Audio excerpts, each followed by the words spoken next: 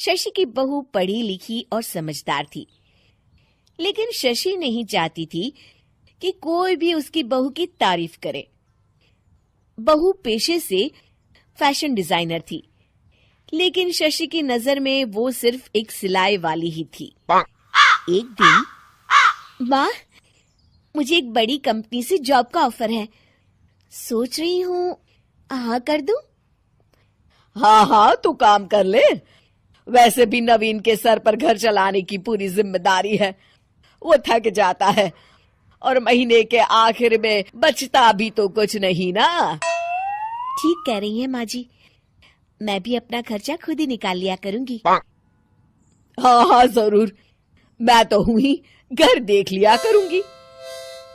मेधा नौकरी ज्वाइन कर लेती है, लेकिन इस बात के ख्याल के साथ कि उसकी सास को ज्यादा काम या परेशानी का सामना ना करना पड़े।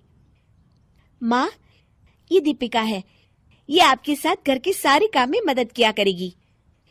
हाँ, नहीं नहीं, मुझे नहीं रखनी कोई काम वाली, मुझे तो अकेले काम करने की आदत है।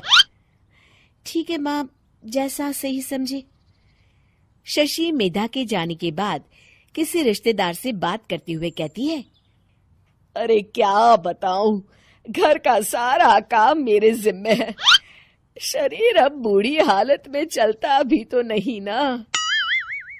अरे तो बहू को बोला करना कि जाने से पहले पूरा काम करके जाए।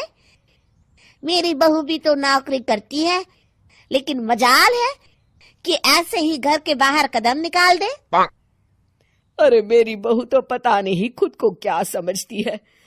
हमने तो घर पर ही रहकर हमेशा काम किया, फिर भी देखो कितने अच्छे से घर चला। शाम को मेधा घर आती है। शशि पानी देते हुए कहती है, आज तो सारा दिन थक गई काम करके, इतना काम किया कि कमर ही टूट गई। कोई बात नहीं माँ, मैं नौकर रख देती हूँ, आप परेशान ना हो। वैसे भी घर के सारे काम के लिए तो नौकर हैं, बस खाना बनाने के लिए हमें कोई चाहिए।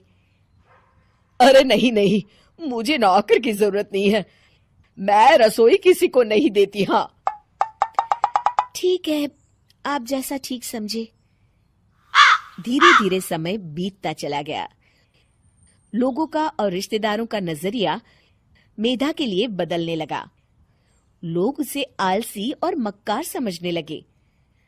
शशि सबके सामने ऐसे पेश आती जैसे वो बेचारी बहू और बेटे के घर में नौकर की तरह है। एक दिन मेधा ने कहा, माँ चलिए, मैं आज आपको एक नई साड़ी दिलवाती हूँ। आज मेरी पहली तनख्वाह आई है, और साथ ही ये लीजिए, कुछ पैसे रख लीजिए। आप घर में रहती हैं तो क्या, आपके पास भी तो पैसे होने चाहिए ना। हाँ, चलो, मेरा मन भी बहुत समय से नई साड़ी और सैंडल लेने को कर रहा था। अब घर में रहती हूँ तो क्या, मैं तैयार होकर आती हूँ। मेधा और शशि घर से बाहर निकलकर रास्ते में आते हैं कि तभी एक पड़ोसन प्राची मिल जाती है। अरे बहन, कहाँ चली? बड़ी सुंदर लग रही है।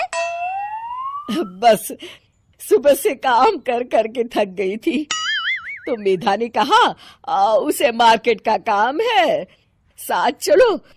तो मैं बस उसी के साथ बाजार जा रही हूँ।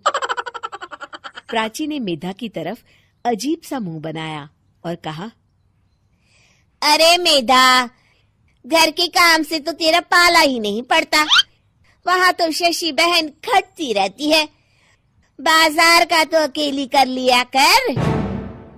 मेधा को प्राची की बात पर बड़ा गुस्सा आता है। आंटी, पहली बात तो ये कि आपसे किसने कहा कि घर के कामों से मेरा पाला नहीं पड़ता? मैं और माँ रसोई का काम मिलकर करते हैं। क्यों माँ? शशि की तरफ देखते हुए मेधा ने पूछा।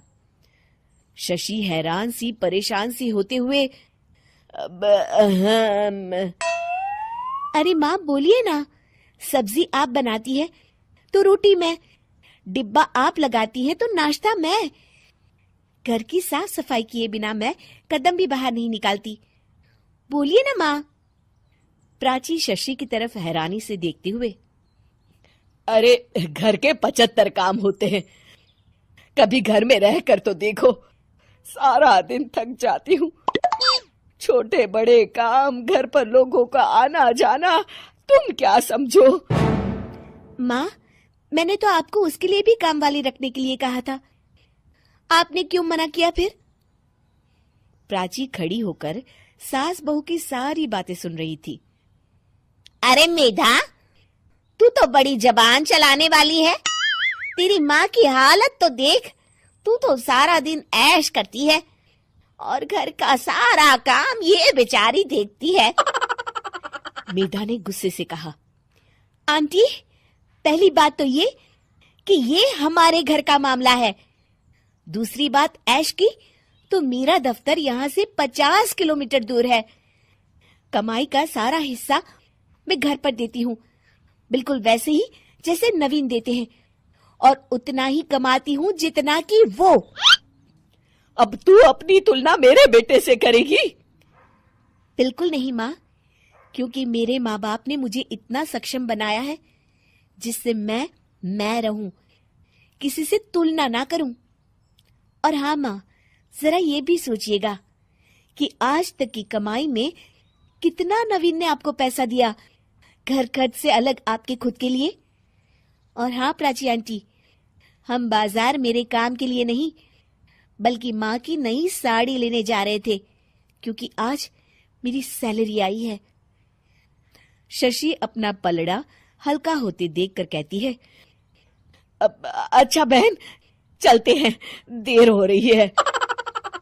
जाओ शशि बहन, लेकिन एक बात सुन लो, बहू भी बेटी की तरह होती है। लेकिन तू तो बहुत भाग्यवान है कि तेरी बहू बेटी नहीं, बेटे जैसी है।